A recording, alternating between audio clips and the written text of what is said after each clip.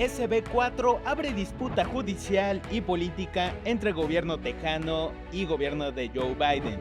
Migrantes derriban cerca fronteriza en Texas e ingresan a los Estados Unidos. Rescatan a 87 personas migrantes que viajaban dentro de rollos de alambre en Sonora. Nueva York limita refugio a los migrantes adultos sin hijos. Bernardo Arévalo y Kamala Harris discuten temas de migración en la Casa Blanca. Yo soy Emerson Segura y esto es TV Migrante Informa.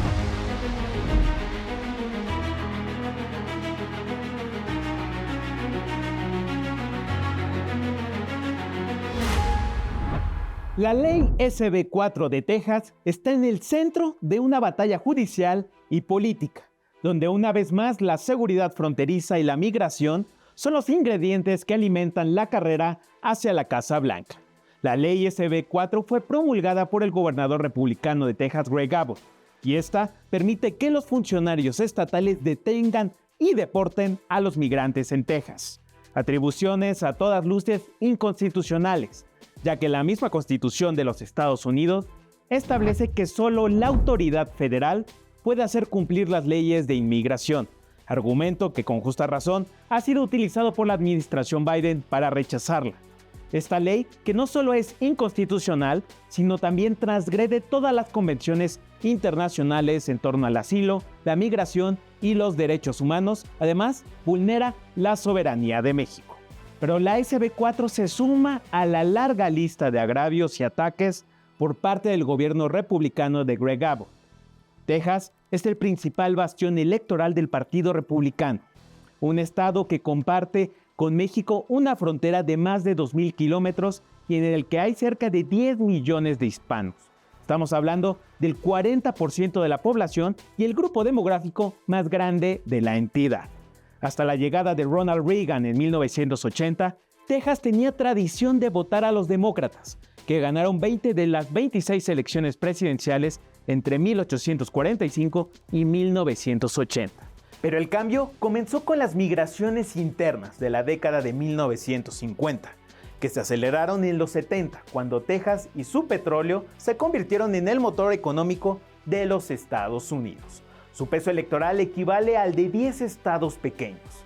Pero cada año que pasa, por eso el respaldo de los tejanos es la piedra angular de cualquier carrera republicana a la Casa Blanca. Desde 1995, al frente del gobierno tejano ha estado un republicano de manera ininterrumpida: George W. Bush, Rick Perry y ahora Greg Abbott.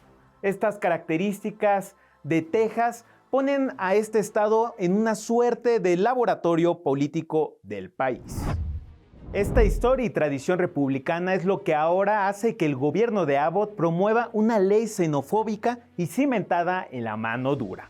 La ley SB4 establece medidas más estrictas para los migrantes irregulares que se encuentran en el estado. Penaliza los ingresos irregulares al territorio y los cataloga como un delito estatal. Además de que permite a las autoridades detener a personas de manera arbitraria si se sospecha que son migrantes irregulares. Así, la policía estatal y local podrá solicitar a cualquier persona, si escuchó bien, sus papeles migratorios o identificación, sin importar que tenga conductas sospechosas o no, y si no pueden demostrar su ciudadanía o un estatus migratorio legal. Así, estarían en riesgo de ser deportados a México bajo autorización de un juez estatal, sin importar su país de origen. De igual forma, la ley establece que se destinarán $1,500 millones para la construcción de un muro fronterizo, del cual se usarán de entre 20 a 30 millones de impuestos de los contribuyentes por cada 1.6 kilómetros. Asimismo, aquellos migrantes ilegales que tengan más tiempo en Texas y que no hayan conseguido la ciudadanía o un permiso de residencia podrán ser deportados. Y ante esta situación, el gobierno de México emitió un comunicado en el que cuestiona esta legislación y señala que la comunidad migrante estará expuesta a un discurso de odio, discriminación y perfilación racial, además de que rechazó la posibilidad de recibir a migrantes deportados. Pero vamos a ver también lo que dijo el presidente López Obrador sobre este tema. Desde luego estamos en contra de esta ley draconiana,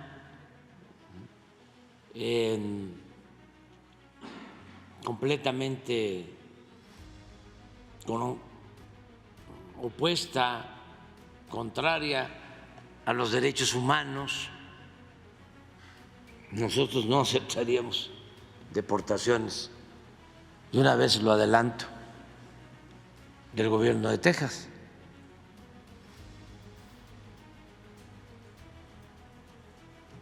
Y no nos vamos a quedar con los brazos cruzados. Asimismo, el gobierno de México presentó un amicus curiae, es decir, un escrito de amigo de la Corte, para que la voz del pueblo mexicano sea escuchada en la Corte de Apelaciones que resolverá el litigio actual de la ley antiinmigrante SB4 de Texas, y a su vez destacó que hasta el momento no ha habido ningún caso de mexicanos afectados por esta medida. Y por su parte, la canciller mexicana Alicia Bárcena señaló que la vigencia de la ley SB4 se resuelve en abril, por lo que desplegarán una estrategia integral de protección a nuestros connacionales con 11 consulados en Texas que brindan apoyo y asistencia consular. Vamos a ver lo que dijo la canciller. Tenemos 11 consulados en Texas que tienen instrucciones precisas para brindar protección, apoyo, orientación en caso de que se enfrenten a algún problema. Y para ello nosotros hemos puesto a disposición un sistema de apoyo legal.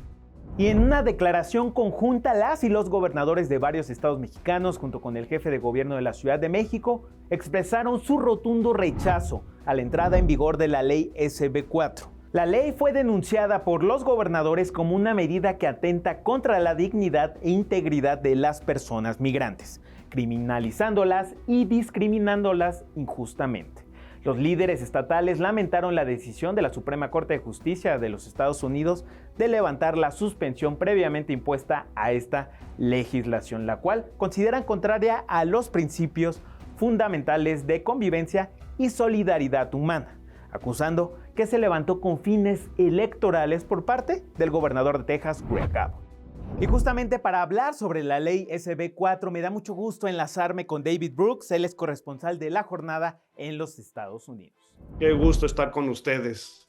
Muchos saludos a todos. David, el asunto de la ley SB4 no solo entraña una disputa judicial, sino también estamos posiblemente ante una disputa política y electoral donde la seguridad fronteriza y la migración están en el centro de las campañas electorales, ¿no? Así es, no, esta ley tiene que ponerse en el contexto de esa disputa electoral, ¿no? No es un asunto, es un asunto técnicamente judicial, pero en esencia es absolutamente un tema político, ¿no? Y ha sido un tema político desde su origen, ¿no? Y lo que estamos viendo aquí es tanto el origen de esto como las consecuencias de esto, y las implicaciones tienen que ver mucho más con lo que está pasando en este año electoral en Estados Unidos, ¿no? Los republicanos encabezados por Trump, como todos sabemos, han colocado el tema de la migración al centro del debate electoral, ¿no? El gobernador Greg Abbott de Texas es un gran aliado de Trump, ¿no? Y para ellos el tema es justo una de las claves para ellos para ganar esta elección, ¿no? Y entonces lo que estamos viendo ahorita en Texas se tiene que ver en ese sentido, de que la solución no está ahí. O sea, no es de cuántas vallas, cuántas boyas con navajas vas a poner en el río Bravo, cosas salvajes, brutales, ¿no? Incluso agentes de la patrulla fronteriza te cuentan de que saben que esto es un juego y que es un juego político para Washington y para los que están allá, ¿no? Y por lo tanto, porque no hay solución a través de muros y boyas con navajas y todo eso. Por otro lado, David, me gustaría preguntarte, ¿qué sucede con el gobierno demócrata de Joe Biden? Hace unos días estábamos viendo que él incluso llamaba a cerrar la frontera si el Congreso le aprobaba su ley bipartidista en el Congreso. ¿Estamos tal vez ante una derechización del Partido Demócrata y del gobierno de Joe Biden? Sí, no, es muy buena pregunta y ellos insisten de que no, de que que están tratando de hacer todo lo posible desde el primer día. Ellos afirman de que una de las primeras acciones fue una reforma migratoria que propuso Biden cuando llegó, que están anulando todas las medidas crueles que había impuesto Trump, ¿no? De persecución literal de migrantes, ¿no? Pero lo interesante en esta coyuntura electoral es que ahora están a la defensiva, ¿no? No han resuelto el problema, ¿no? Se necesita una solución a fondo, ¿no? Política en Estados Unidos, ¿no? Todo mundo lo entiende, lo sabe. Se ha pospuesto más décadas, ¿no?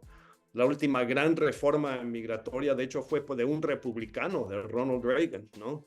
Con unas modificaciones no buenas durante Clinton, pero llevamos años, décadas, ¿no? Entre los dos países sobre esto, donde la verdad todos entienden de que se necesita una solución a fondo de reformar un sistema que todo mundo dice que está descompuesto.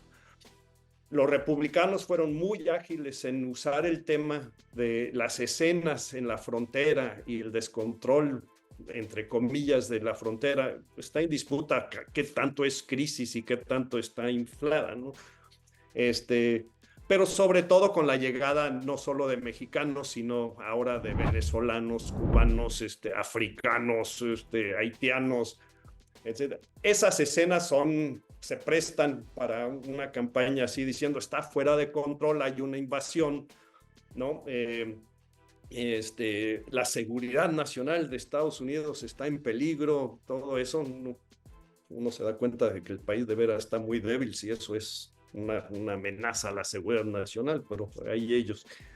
Pero y entonces llega Trump otra vez y retoma su retórica con que lanzó su primera campaña, que fue primeras palabras sobre el control de los migrantes y sobre todo contra México. Se resucita todo esto y los demócratas no tienen respuesta, más de decir necesitamos no sé qué, ¿no? Nuevas medidas, hay que ir a las raíces del problema, ¿no? Y no han logrado resolver esto, no lo han logrado frenar, ¿no? En algún momento, entonces, pues ahora se encuentran a la defensiva y ahora obligados a jugar en el terreno de los republicanos sobre el tema de migración. Muchas gracias, David, por estar en TV Migrante Informa. Siempre un gusto, gracias a todos, saludos. Pero Texas no ha sido el único estado donde abiertamente se ha ido en contra de migrantes a punta de cambios legislativos. Tenemos el antecedente de la ley SB 1070 en Arizona allá en 2010. En dicha ley se establece la exigencia de que los policías locales verifiquen el estado migratorio de una persona en caso de que existe una sospecha razonable de que la persona se encuentre de manera irregular en los Estados Unidos, así como otros elementos. Hay que recordar que esta ley también llegó a la Corte Suprema. Sin embargo, la Corte mantuvo una de las partes más controversiales de la ley, justamente la que permite que la policía verifique el estado migratorio de una persona mientras hace cumplir otras leyes si hay una sospecha razonable de que esa persona está en los Estados Unidos de manera irregular. Asimismo, en el estado de Florida, hace una semana entraron en vigor 3 leyes que fueron promovidas por el republicano Ron DeSantis. Estamos hablando de la ley HB 1589, la cual aumenta la sentencia máxima para cualquier persona condenada por conducir sin licencia 2 veces o más, de 60 días a 1 año de cárcel. También la ley SB 1036, la cual aumenta penas máximas de prisión para los migrantes condenados por delitos graves después de haber sido deportados previamente del país por una entrada irregular. Asimismo, la ley HB 1451. Esta legislación impide que los condados y municipios de Florida acepten tarjetas de identificación emitidas por otras jurisdicciones a extranjeros irregulares. Florida ya prohíbe a las jurisdicciones locales expedir identificaciones o licencias de conducir a inmigrantes indocumentados. Pero también está el caso de Iowa, donde la Cámara de Representantes aprobó justamente el martes pasado un proyecto de ley que tipifica la entrada ilegal de migrantes como un delito conocido como el expediente del Senado 2340. Y en más información, la canciller Alicia Bárcena informó que el gobierno de México firmó un convenio con el gobierno de Venezuela llamado Vuelta a la Patria y explicó en qué consiste en que los migrantes sean retornados a Venezuela y reciban una tarjeta para que se incorporen a un programa de bienestar para que reciban un apoyo social y empleo al regresar a su país. Vamos a ver lo que dijo la canciller. Acabamos de firmar un convenio con Venezuela, con el presidente Nicolás Maduro, que se llama Vuelta a la Patria. Nosotros estamos mandando venezolanos de vuelta a su país, porque realmente es muy importante, no podemos con estas cantidades, pero el presidente nos ha instruido que cada migrante que vamos retornando a Venezuela tenga un apoyo como el que se da aquí de Jóvenes Construyendo el Futuro, Sembrando Vida.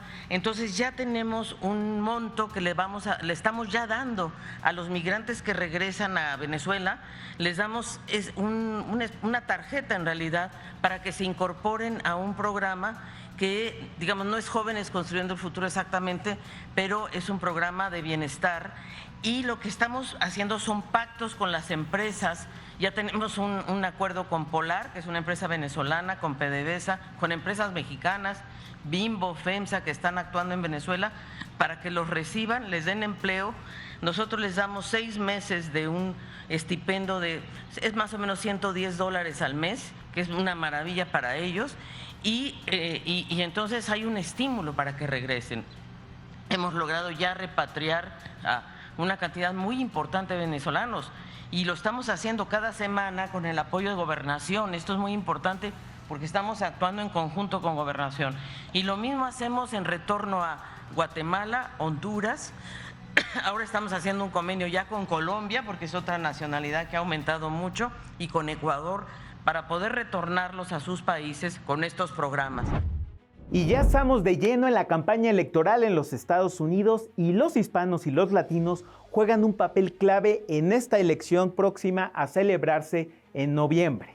Hay que señalar que el republicano Donald Trump y el demócrata, el presidente Joe Biden, ya hacen guiños al electorado hispano y ya han sacado diversos mensajes. Vamos a ver.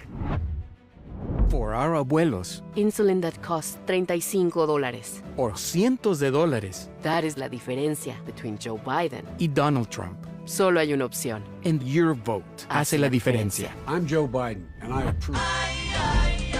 Ay, por Dios, yo voy a votar por Donald Trump. La buena vida, por Trump. La economía, por Trump. Hazlo por tu familia, latinos por Donald Trump. Ay, por Dios, yo voy a votar por Donald. Las elecciones presidenciales de 2020 pasaron a la historia como uno de los procesos electorales con mayor participación hispana en la historia de los Estados Unidos. No obstante, eso está por cambiar, pues el número de votantes hispanos tendrá un aumento considerable para los comicios de 2024, así apuntando hacia un nuevo récord.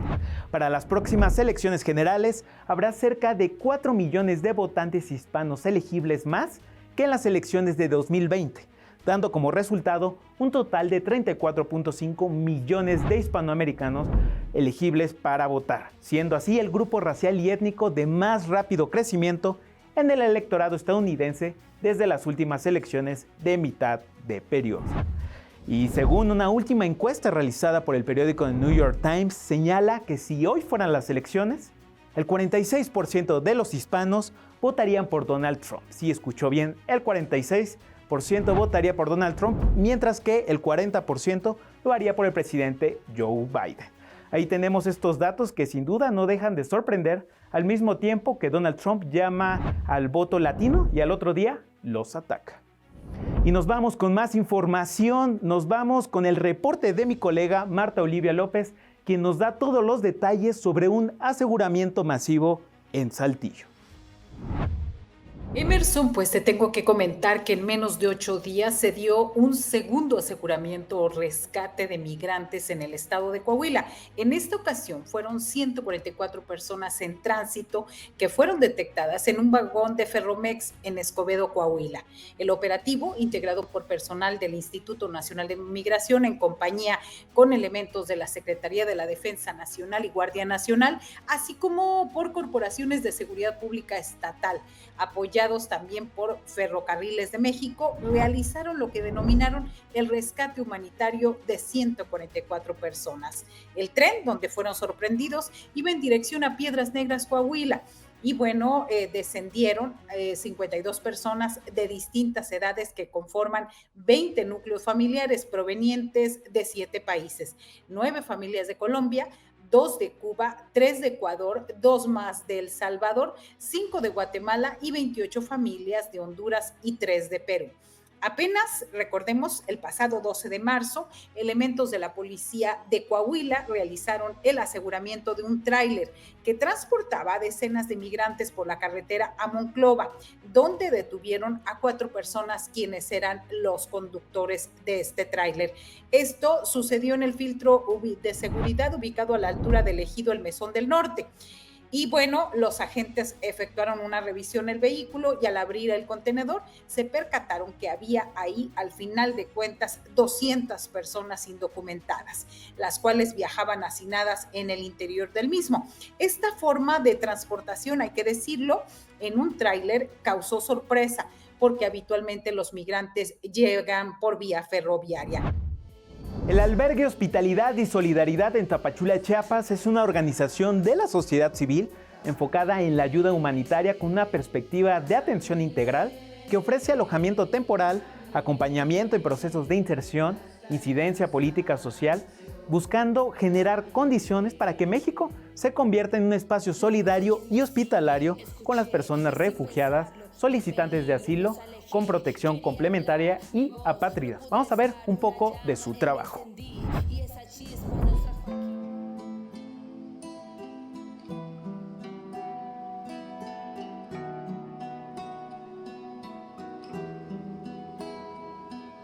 Llega la noche, el cielo estrellado, el frío me abraza, pero las oraciones de mi madre hacen que a mí nada me pase. Caminé y caminé hasta el cansancio. Caminé, caminé y caminé hasta el cansancio. Caminé. La voz de quien me sigue, escuché y sin pensarlo del peligro nos alejé. Quería hablar, mi voz no pude alzar, una llama en mí encendí y esa chispa nos trajo aquí. Mi equipaje empaqué, sueños, ilusiones, canciones sin querer empaqué. El mapa fue mi Dios, en ningún momento desamparó. De su mano fuerte me agarró en el dolor, conmigo lloró su misericordia. De mí nunca apartó, en el silencio lo siento yo. Zapatos desgastados, pies más que ampollados, el estómago vaciado, los días siguen, las horas pasan, se alarga. Madres guerreras, dejando huellas, mientras llegamos a la meta.